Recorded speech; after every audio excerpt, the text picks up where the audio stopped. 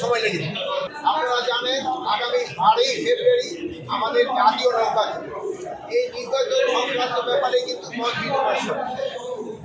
আপনারা আরেকটা জিনিস একটু খেয়াল রাখেন, যদি এই নির্বাচনের সাথে এটা সম্পর্ক না, যে আইন শৃঙ্খলা পরিস্থিতি আপনারা সবসময় বলেন যে কন্ট্রোল করার হবে।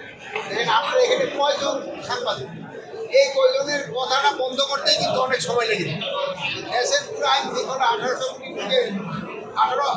কোটি লোকের আইন শৃঙ্খলা রক্ষা করে কিন্তু একটা ডিফিকাল্ট। আপনাকে কথা বন্ধ করতে সময় লেগে যায়।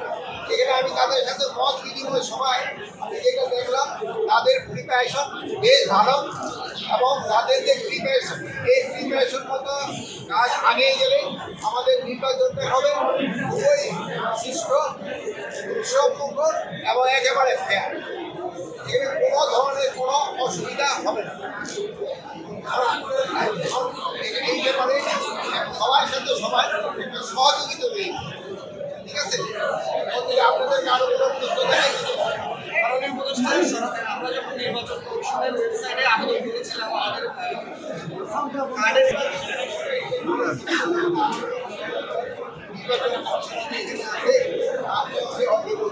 আচ্ছা, আমরা দেখছি যে সারা দেশে বেশ কয়েকটি হত্যাকাণ্ড কেন কয়েকটি সংঘটিত হয়েছে।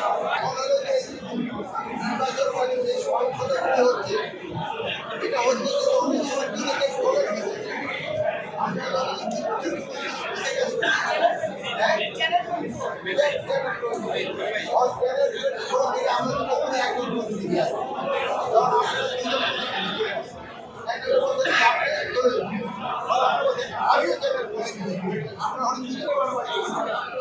এই ধরনের সমস্যা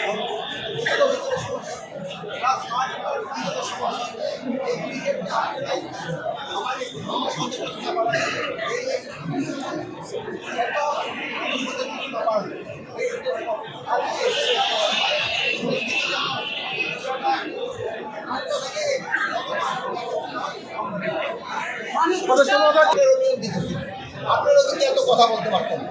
এখন বিহার আমাদের প্রশ্ন করতে পারেন, ওরকম কিন্তু প্রশ্ন করতে পারেন। অন্য স্বরাষ্ট্রমন্ত্রীকে আপনি এতভাবে যে কথা বলতে পারছেন পারেন।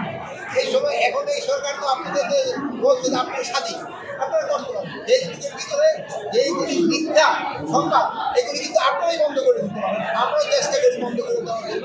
আর প্লাস আপনারা সবাই অনুরোধ করবেন মিথ্যা সংবাদ যেন না দেয়, সত্য সংবাদ যেন করি।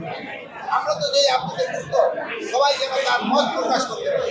আপনার মত প্রকাশ করে সত্যি মত প্রকাশ সত্যি একটা এলাকা যেখানে সমুদ্র আছে, পাহাড়ও আছে, সমতল ভূমি আছে। এই জন্য কিন্তু আমার এখানে সব ধরনের হোটেলের ব্যবস্থা করা হয়েছে। এখানে নেভির সংখ্যাও বাড়াই দেওয়া হয়েছে, যেহেতু সমুদ্র আছে। কোস্টগার্ডের সংখ্যাও বাড়াই দেওয়া হয়েছে, যেহেতু সমুদ্র আছে। প্লেনে রয়ে গেছে, সেনাবাহিনীর সংখ্যা অনেক বাড়ানো হয়েছে। পাহাড়ি এলাকাও সেনাবাহিনীর সংখ্যা বাড়ানো হয়েছে। এয়ারপোর্টে এখানে কিন্তু আমরা স্ট্যান্ড বাই হেলিকপ্টারও রাখতেছি, যেহেতু তাদের এই জিনিসপত্রগুলি পৌঁছে দেওয়ার জন্য প্রতিটা কেন্দ্র দুর্গম এলাকাগুলো এই জন্য যেই জায়গার পরিস্থিতি ওইভাবে ব্যবস্থা ফাইন হচ্ছে। আপনারা দেখছেন ইলেকশন কমিশন অলরেডি বলছে কত টাকা পর্যন্ত তারা ফাইন দেবে। প্রায় কিন্তু বেশ কিছু টাকা প্রতিদিনেই কিন্তু আমরা প্রচার প্রচারণায় এখনো রঙিন ব্যানার এটা কিন্তু হচ্ছে চট্টগ্রামে এবং বিভিন্ন এলাকায় এটা কিন্তু হচ্ছে। রঙিন ব্যানার এখনো দেখা যাচ্ছে, রঙিন ব্যানার পোস্টার দেখা যাচ্ছে। এটা হচ্ছে না, ছোটখাটো জিনিস হচ্ছে না তা না, বাট প্রতিকার হচ্ছে। আর জঙ্গল সলিমপুরে এত বড় একটা হত্যাকাণ্ড, তাদের কিন্তু অনেকেরই আইনের আওতায় নিয়ে আসে। একটু অভিযোগ করতে বন্ধ করে তারা আমরা আইনের আওতায় নিয়ে আসি। আপনাকে মুখে একেবারে সত্যি কথা প্রকাশ করার জন্য আমরা বন্ধ করে দিই।